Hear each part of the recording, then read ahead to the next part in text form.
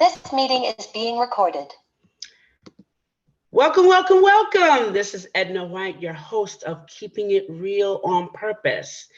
This is the place where real people talk about real things in real time, all on purpose. And today we have an amazing guest. Today, Amanda Ferrat. Say it right or no? I said Yes. it right. I am keeping score, audience. I am keeping score. Okay, so she is here with us today, and welcome to Keeping It Real on Purpose. Thank you for having me. I'm excited to be here. Oh, that's wonderful because we're excited to hear what you have to talk about. So, how do you show up in the world? Well, the boxes I check when I show up in the world are that I am a fat, queer, neurodivergent, disabled woman, right? So sometimes that defines how I show up in the world. But really, what I try to do is to some of those stereotypes and the narratives that those try to put on me and show up as my most authentic, compassionate, badass self. In fact, I have the word compassionate tattooed on one side of my wrist and badass tattooed on the other to remind me how I want to show up in this world. Love it, love it, love it, love it. And speaking of tattoos, I got my first one ever in my 40s in China. Oh, And wow. it's in English. Who would have known? So I know how tattoos really remind you of keeping yourself real and authentic and on Yes. where you've got to go, just on point. So I love it. I love it, love it, love it. So now tell us the story around EFT tapping, because I know that's your specialty. Yes. And let's talk about, well, it's EFT to your best. I like that. So let's talk about that. Yes. Well, so I did not think I was ever going to become an EFT practitioner. I had never heard of EFT. I was actually in grad school to become a licensed clinical social worker. And then life had other plans. I suffered a great deal of loss in a short period of time, but kicked off with losing my dad. And he lost his battle with cancer, and I was there as a caregiver in his final moments. And so then life kept happening. I kept trying to go back to grad school, and it's just, I wasn't able to take space to take care of myself. And eventually, when you're not able to express your emotions and honor your grief and do good self-care, but you're expected to take care of everybody else and everything else, life explodes. It catches up and knocks you down. And so I took a break and I took a step back, and things got worse before they got better. But the only thing that really helped me dig out, or the big thing that really helped me dig out, was building a self-care practice. So then I got my self-care practice. I was coming back into the world. I had actually gotten agoraphobic, like mildly agoraphobic. So literally was coming back out into the world. And then the pandemic hit. And I was like, oh, now I have to go back into my cocoon again and isolate. Like, how do I keep myself going? And at this point, I had decided I was going to be a self-care and grief coach because that's what life had handed me. But I didn't know how to be an entrepreneur. So I started learning all the things because, of course, everybody showed up online and was teaching all the wonderful things. So it was perfect. Well, one of the business coaches I was working with had this woman come on and demonstrate EFT tapping. And I joined in, I followed along because it's like a therapeutic game of Simon Says. And instantly I felt the biggest energy shift I've ever felt in my entire life. I was bawling. Wow. My body composure changed. I was able to sit up. I was able to literally kind of relax my shoulders and take a deeper breath than I had taken probably in 2 years, 3 years. And I knew this is the magic I am not only meant to do for my own healing, but this is what I am meant to do in the world. Right. And so I was like, how do I do that? Please tell me this woman is teaching a program. Sure enough, she is. I gave her my credit card. I found out that not only did she do basic EFT tapping, she did advanced EFT tapping, which spoke to that former social worker part of myself. Right. Oh, I can learn how to be advanced. I can go help heal trauma. I can do parts of self-work. I can help people manifest these amazing futures and get rid of all these old narratives and things like I have. Please, let's do this. So Right. now I'm advanced EFT practitioner. EFT stands for Emotional Freedom Techniques. And it is a somatic tool that combines Eastern and Western practices to help you move through difficult emotions, rework emotions that are attached to memories or traumas, and basically call in whatever kind of life you'd love to have for yourself. And it Mhm. is clinically proven as an evidence-based practice for anxiety, depression, PTSD, and the list is growing as the evidence continues to be collected from research that is happening all around the world. Wonderful. So could you show us like one of the techniques? I'd love Yeah. the audience to see that. So tapping is quite the process and it has a couple different phases, but I will Right. teach you the easiest way to do it on yourself instead of having to learn all the tapping points is you can Okay. finger tap. So you take a couple fingers from one hand and you tap alongside the nail bed Okay. of the fingers of your other hand. Okay. And you just move up the hand to the thumb, tapping a few times on each finger and then back down.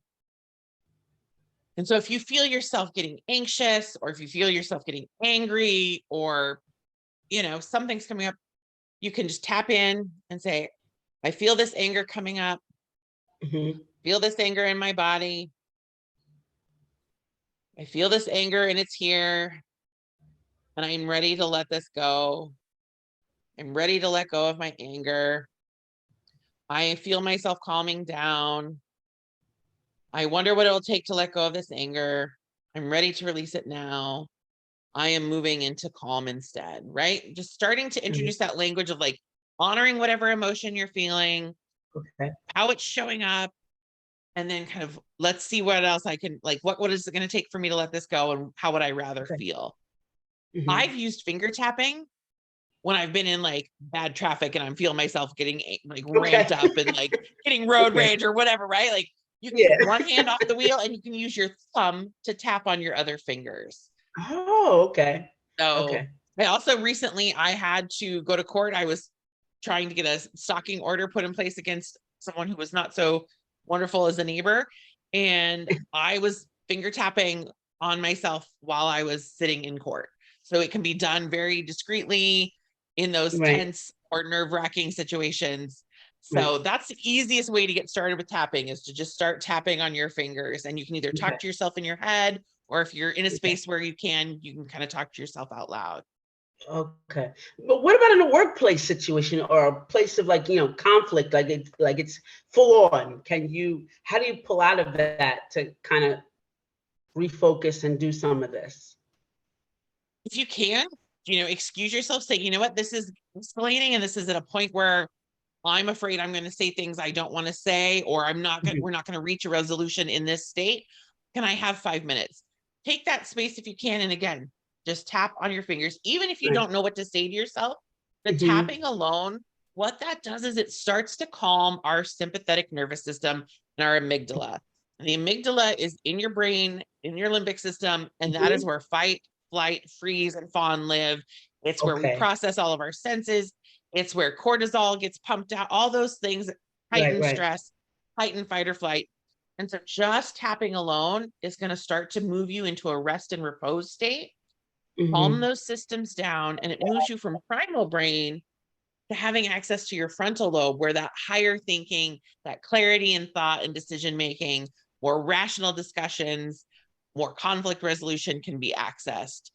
So yeah, Okay. if there's no shame in asking for space for 5 minutes. I've taught this to teens. And so teens will ask for a bathroom break. Like if they feel it coming up in school, they'll ask to use the restroom, go to the restroom, tap it out, and then they are able to come back to class and attend to class and re-engage in learning. Yeah. Gotcha. Oh, that's good. That's really good and very Yeah. interesting. Now, I love how you talked about the amygdala and all of this. I love it all. Love the brain. Love the brain. So now, I want to talk about this fight, flight, and freeze. Yes. Share with us, the audience, what those are. So our brain's main job is to keep us safe. That's how it's been designed. It's what it's been doing for thousands of years. So our basic systems of our brain are all down here in the lower part, the stem and the Hmm. lower brain. Okay. And so that's what all of our basic functions, breathing, and all those are. So fight, flight, freeze, or fawn. Yes, they are very hard to say quickly. Is kind of our automatic response to perceived danger. Right. So do I need to fight to save myself? Do I need to flee? Do I need to tuck away and hide myself? What is going to be my best, right? And some of that is innate based on what kind of lived experiences we've had. Some of it is going to depend upon, what kind of situation we're in. But our brains like to make up stories sometimes and perceive things as threats that maybe aren't really that threatening. And therefore, it shuts us down from having that critical thinking piece, that accessing the frontal lobe, that's a much better decision maker than the primal brain. It's a little more advanced. It's and that's why car insurance doesn't go down until you're past 25, because the frontal lobe isn't actually developed until you're about 25 years old. Good info. Good info. But yet we will enlist men and women in the military at 18 because we know that they will. I won't go down that rabbit hole. That's another whole show, right? But what tapping does is it interrupts that fight, flight, freeze, fawn system and says, no, right here, right now, we're safe. Thank you for doing your job. I'm going to take back over. I'm going to let the brain know, like, no, we're okay. Have a woosah, like, we're all right. Let's get back up here where we can think a little clearer. And so again, our brain is just doing its job. It's doing what it has been designed to do, which is to keep us safe. But then we get to say, you know what? Thank you. It's okay. I'm gonna tap it out. I'm gonna be all right. Okay, that's good. So I just learned about fawn, because I learned the other three, or the other three F's. But I just learned about fawn for myself, maybe about a year or two ago, maybe. And I was in a situation, I was talking to somebody, and all of a sudden, it was like I was immobile. I was like, what the heck? Like, I was like, and something I think the person said kind of triggered me, and I just like I was in a deer in headlights. So could you talk about that? Right. And so that kind of, people are like, well, how is that different than freeze?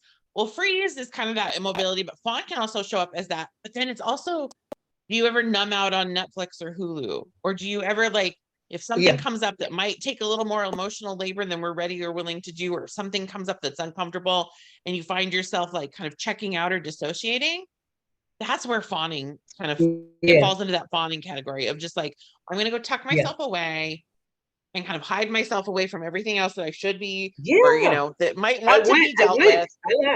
Yeah.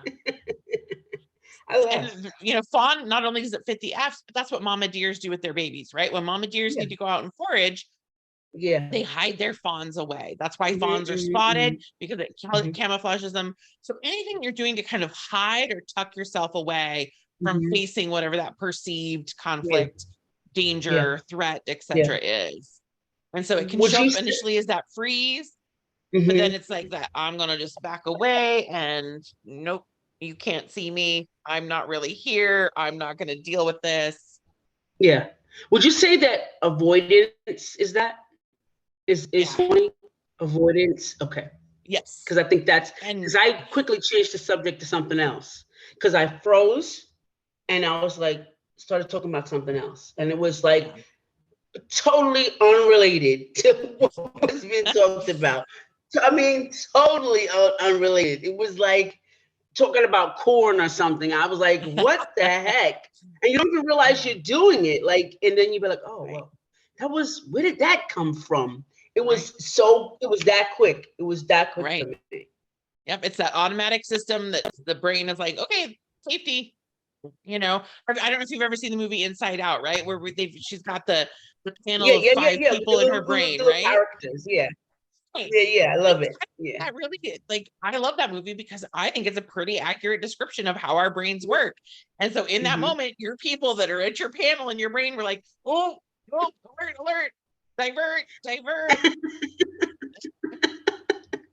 know, It's and then true. you just like I watch once that everything with my daughter. passed, you're kind of like, She what loves it. was that? Like, what just happened there? Yeah. Yeah, it is. It's like, what just happened? Yeah, I like that movie.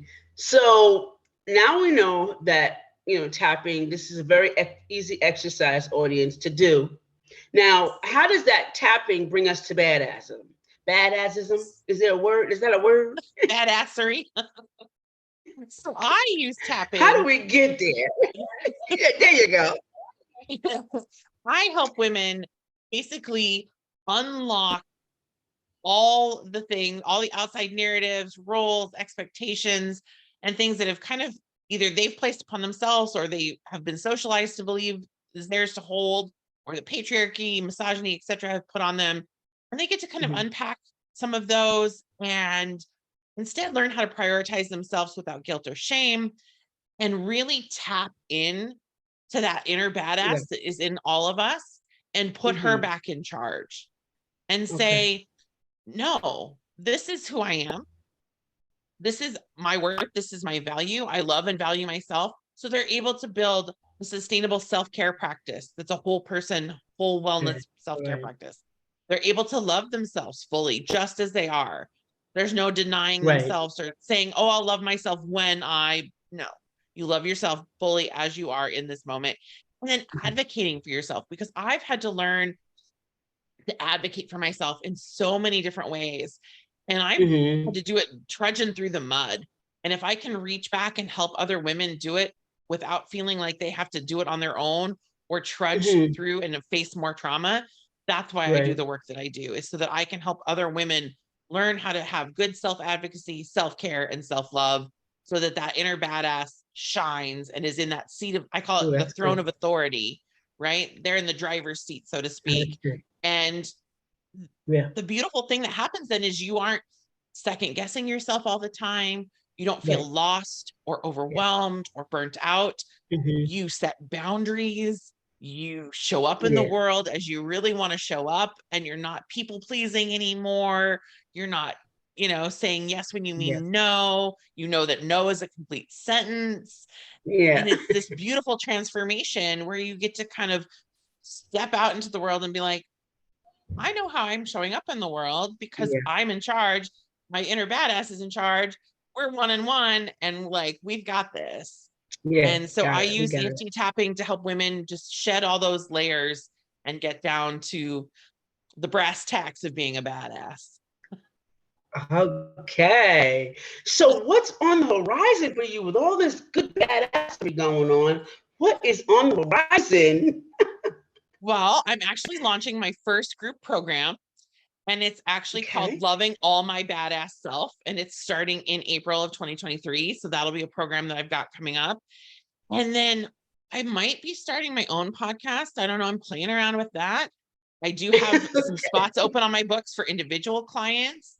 And I'm just going to try to keep showing up as my own badass self and keep doing this thing and building this business and creating. My hope is that I create a world where, because we as women, we really are the caregivers in the world. We really are that mother energy, that nurturing energy. And yet we're often taught to not prioritize or take care of ourselves. And that's such a detriment to everyone. And so I just want to go out there and build a more compassionate world where everyone is getting cared for. Everyone sees their worth, their value, and just really do some big healing for I want to work myself out of a job. Basically, I want to work myself out of a job and just get to go retire and live life on a beach somewhere, knowing that everybody is more healed and more compassionate and more loving. And that's what the big goal. Sounds about right. Yeah, that sounds about right. I'll take that. Well, I will tell you, you can do it. You can work yourself, do this out of your job. I love it. Love every moment of it. I know that I could see you on the beach talking to your client on your laptop, your very expensive laptop at that. You're talking, you can get here too. I can see you. I can see you. I can really see you. I So received audience, that. Thank you. Yeah, sure. Audience, this is what we're here for. This is a really great thing to talk about because I was with somebody and they taught me the tapping here, taught me about that. And you taught me a little bit of, I didn't know this part. I stopped at this. I thought that was great. I just like, and it put me in tune with my body. So I love that it really, that you share this with us today. So, what do you give to my audience today as a words of empowerment? How can you empower them? Take time to tune in to you and know that you are enough, just as you are right here, right now. You are worthy of love. You are worthy of care. You are worthy of respect. You are worthy of self-advocacy, and do all that you can to take good care of yourself, because there's only one you, and your light deserves to shine bright in this world. So go shine brightly and spread your light and your love into this world. And you've got this. Shine bright like diamonds, ladies and That's right. gentlemen, children, shine bright. So we thank you so much. How can we find you? That's one thing I forgot to ask you. How can we find you in America? Yes. So my business name is Value Yourself Counseling, because again, I want you to value yourself. So that's the name of my business, Value Yourself Counseling. I'm on Instagram. I'm kind of on that, TikTok clock app. I'm there sometimes. I got to get better at it, but mostly Instagram, or I have a Facebook biz page. When I do have a free gift for your audience, it is a free EFT guide.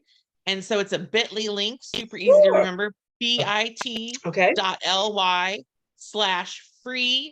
VYC-EFT. And I'll make sure you've got that link if you want to share that. But yeah, I just would love for people to find me on Instagram, follow, join my email list, all those good things. And yeah, come along for the ride of badassery.